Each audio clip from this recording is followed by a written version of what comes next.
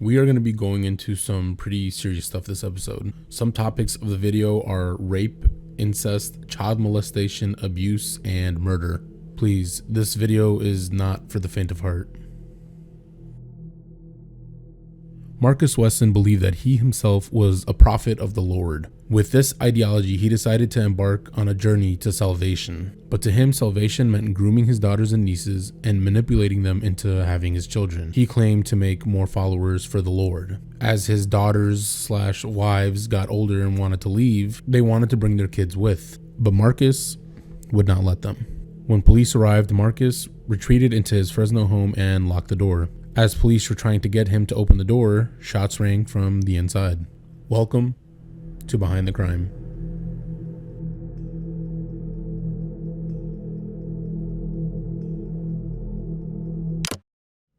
Marcus was born on August 22nd, 1946 in Kansas to parents Benjamin and Carrie Wesson. Benjamin was an abusive alcoholic that would regularly beat Marcus and his siblings, as well as his mother. He would abandon the family when Marcus was a child to pursue a relationship with his 18-year-old nephew. Yeah, I know, what a piece of shit, right? He would return a little over a decade later, as if nothing happened too.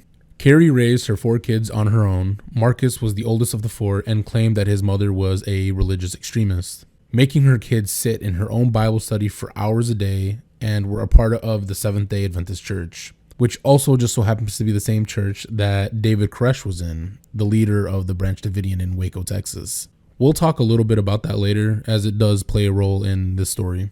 Marcus and his siblings endured years of strict parenting from Carrie and would fill their heads with the teachings of the church. The family would move to San Bernardino, California in the 1960s. And in 1966 through 1968, Marcus enlisted in the military and got a position where he would drive an ambulance. I was not able to find what branch of the military he was in, but if I had to guess, I would say the U.S. Army. Shortly after leaving the military, Marcus moved in with an older woman, Rosemary Solario, and her 8 children in San Jose, California. 3 years later, in 1971, she would give birth to Marcus's son, Adair Wesson. Everything sounding pretty normal so far? Well, unfortunately, things are going to start taking a turn for the worse. 3 years after Marcus's son was born, he started sexually abusing Rosemary's 8-year-old daughter, Elizabeth. She, at this young age, was very confused, but Marcus assured her that this was a way for a father to show his affection towards his daughters. To make matters worse, Rosemary, Elizabeth's mother, allowed Marcus to do this, and not only did she allow it, but she also allowed him to marry her when she turned 15. That was the age of consent with parents' approval back in many places, and thankfully, that law has been changed.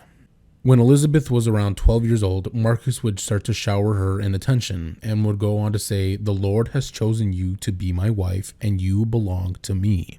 This girl is 12 years old. She would become pregnant at 14 and would marry Marcus when she was 15 and he was 27. She would give birth to their son, Dorian, 4 months after, and at the end of the 1970s, she would actually have 3 more kids with him. Adrian, Kiani, Sabrina, and the last one born in San Jose was named Alme. Marcus broke the news to Rosemary that he, Elizabeth, and her kids were moving out of their 2-story house that was filled with about 10 kids at this point. He gave her 2 choices, that either she handed over the family minivan or that he would take their firstborn son, Adair, with him. Can you believe this guy? Pays no rent, didn't buy the car, and he's giving her the ultimatum? She decided that she would give him the van so that she can stay with Adair. I would say that is an easy choice, but she isn't exactly the mother of the year. By the time Elizabeth was 26, she would have an additional 6 kids with Marcus. One would die at the age of 6 months old, but they would have a total of 10 kids together. Elizabeth had a sister that would surrender 7 of her own kids to her and Marcus because of a drug addiction. Her kids were excited, thinking they were going to leave a broken home for a happy one, but they could not have been more wrong. I feel like I should also add that maybe her sister did not realize the type of man that Marcus was. That meant that Marcus and Elizabeth were responsible for about 17 kids at this point, and unfortunately, each and every one of them would fall prey to Marcus. Amongst the children was a little girl named Ruby. She would be his next target. He would start molesting her and would claim that this is how he was supposed to show affection. He would call this loving, a way to teach them how to be better women and wives, and he would start doing this to all of them when they reached the age of 8. These kids had absolutely no connection to the outside world and were all homeschooled. I use that term very loosely. Marcus would use this as another tactic to have them completely disengaged from society. Because Marcus was king, but in his words, he was actually God. But he also said that he was doing the Lord's work. Oh, and that Jesus was a vampire. There is so much to unpack there, but that is seriously what he believed. He thought that his family was also vampires, but with souls, which is why they were okay with going out in the sunlight. I don't know.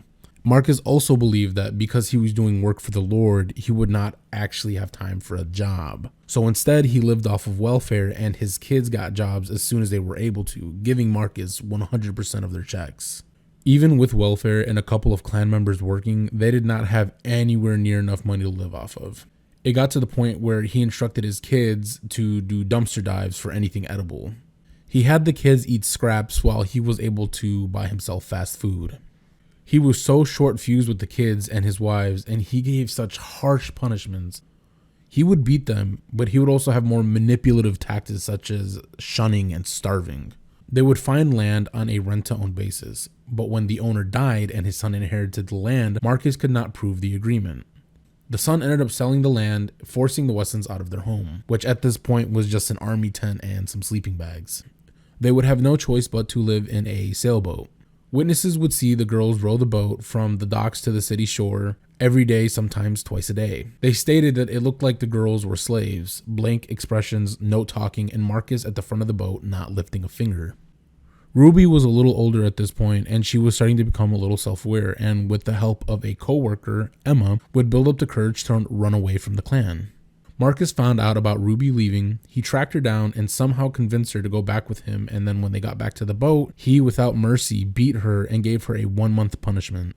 Yeah, he would have her wake him up every morning and say, "I'm ready for my beating." On April 19th, 1993, the family was gathered around Marcus to see the siege of the Branch Davidians in Waco, Texas. For those who don't know about the fall of the Branch Davidians, here's a little summary.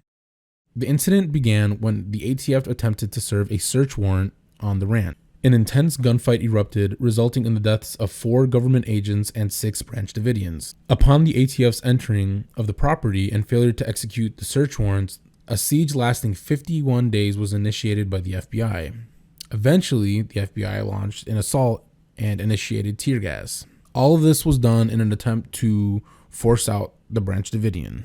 Shortly thereafter, the Mount Carmel Center became engulfed in flames, and the fire resulted in the death of 76 Branch Davidians, including 25 children, 2 pregnant women, and David Koresh himself. Marcus yelled, "Do you see what man is doing to God's people?"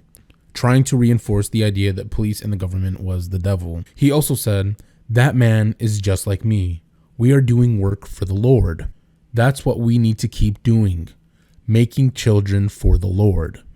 2 years later, while they were still living on the sailboat, one of the kids told Sofina that they saw a very suspicious van on the shore driving slow. When she went up to investigate, she saw the van with the word progressive on it. A few moments later, more vans started appearing, all with the word progressive on it. In Sofina's head, it was the government and they were going to take the Wesson kids away. That's how disengaged they were from the rest of the world. Marcus always told the clan that the family were meant to be together, and if they were going to be separated, they all needed to commit suicide because God wanted them to stay together. Sofina grabbed the gun that Marcus stowed away for this occasion. She loaded it and was ready to carry on her mission, to kill all the kids and wives, but there was a small problem. Marcus also said if this was ever the case, that they would also need to track down any remaining family members that were left and kill them too. A couple of men left as they got older because Marcus said that they could go on and live their own separate lives, as long as they sent money back to Marcus for the first 2 years of their independence, which in full transparency was just so that there was less competition for the women.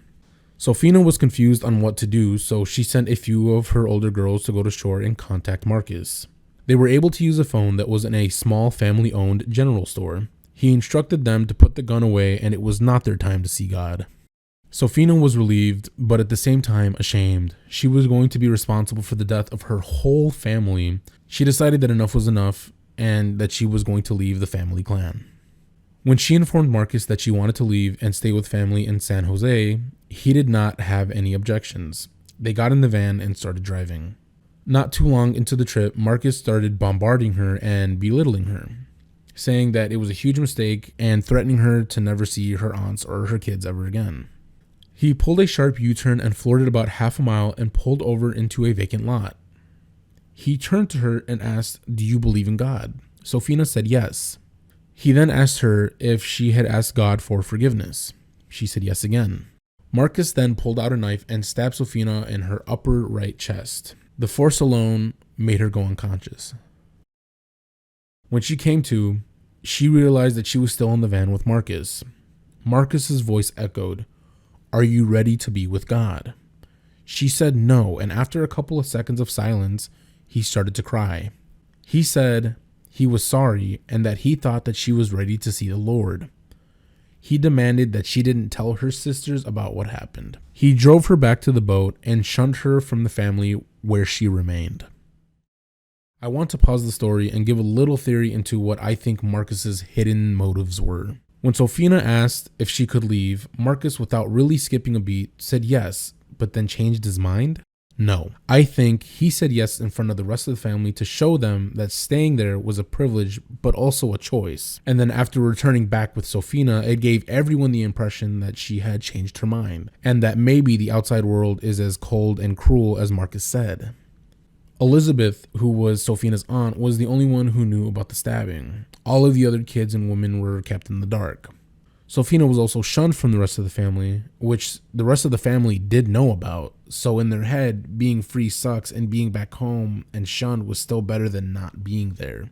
This is just my own theory, but Marcus was never the type to not want to be in control.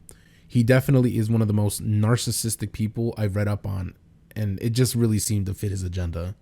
Luckily, Ruby would build the courage to leave the family, and Sofina would end up actually being kicked out because she got pregnant by a man that she was in a relationship that she kept secret. She did love him. When she told Marcus the news, he asked, "Can I have this baby?" When Sofina said no, he banished her for being a bad influence on the other girls. About a year after that, the city ordered that the Wesson family leave the boat because of unsafe living conditions. They would move to Fresno, California on a commercial strip. Marcus would buy a bus and a limo to use as transportation for the big family. It was very worn down, but luckily he had people that would work on the bus for free. After his wives and kids left their full-time jobs, they would come home and work on the bus. A couple of months after settling in, the city would tell Marcus that the parked bus was in violation of its code. So what did he do? He went to an antique store and bought 13 mahogany coffins.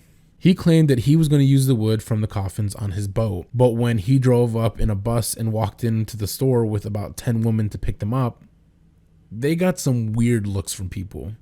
When they got back to their home, Marcus would actually use the coffins as beds for the kids. I don't know if it was because he thought they were all vampires or if it was just a coincidence, but I couldn't really find any information on that. The city kept pressure on the Wesson clan, and eventually they were told that they had to leave by March 12, 2004, because the place they called home was not zoned for residential use. Marcus was frustrated enough having two of his wives leave and living in an area that was no longer really private. He decided that because of the eviction, he was going to move to Washington State.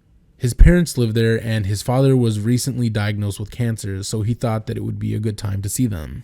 He had the woman start making the bus into a camper so that they could sleep in it until they found something a little bit more permanent. In my opinion, they would have lived in there for years, but I guess we'll never know. Ruby and Sofina caught wind of Marcus and the family leaving the state, and they both decided that they were going to try and take control of their lives. They both had kids that still lived with Marcus. They contacted male family members from their mom's side that they knew did not like Marcus, and decided that they were going to pay him a visit. The plan was that if Marcus didn't agree to give them their kids back, that they would handle him while Ruby and Sofina ran in and grabbed their kids. The day that the Wesson clan was expected to leave their property, Sofina and Ruby drove up to the Wesson residence with their family. Marcus, the 6'4", 300-pound giant, walked out from the front door. Sofina and Ruby told Marcus that they wanted their kids back. Marcus said no. which was expected. They started pleading with him to let the kids go, and he would not budge. Sophina ran inside and tried to grab her son, Jonathan, but Sabrina was outside working on the bus when she heard the commotion. She ran inside and got physical with Sophina, and when Ruby ran in to try to help, Sabrina turned to her and said, "You are a whore and an adulterer. Bow down before your master," referring to Marcus. While they were fighting, some family members decided to call 911. It took a little while for law enforcement to get there because they thought the calls were fake. The two women would show the police officers copies of the birth certificate, which Marcus's name was not on. Police told Marcus that he had to hand them over. He calmly said no, and police started to call Child Protective Services, which meant all of the kids would be taken. This got a response out of Marcus. He casually walked inside the home and locked the door. Police tried to get him to open it, and he wouldn't. Police radioed in, and they were told that they did not have any reason to force entrance. Police claimed to not hear anything, but Elizabeth ran outside saying that Marcus had a gun.